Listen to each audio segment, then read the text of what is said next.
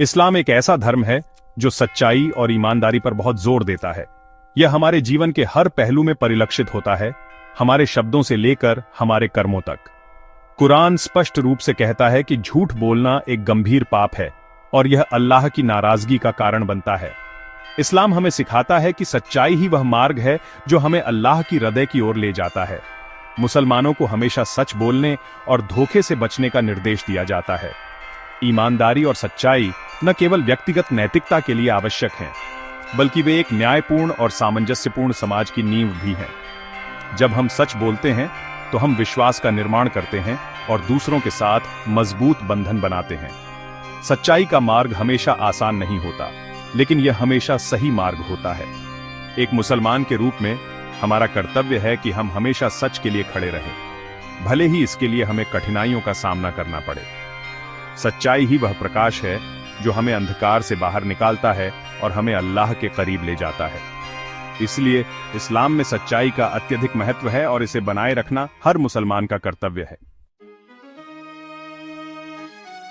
आज के युग में हम अक्सर ऐसी कहानियां सुनते हैं जो चमत्कारों और अलौकिक घटनाओं का दावा करती हैं।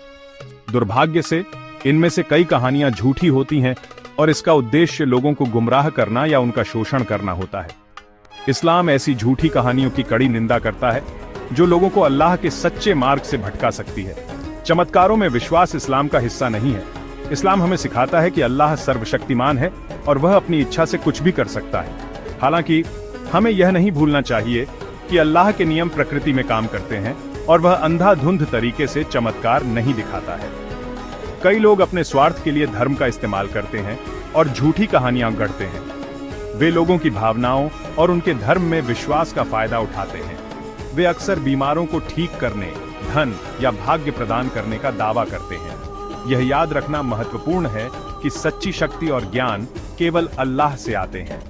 हमें ऐसी कहानियों से सावधान रहना चाहिए जो तर्क और प्रमाण के विपरीत हैं।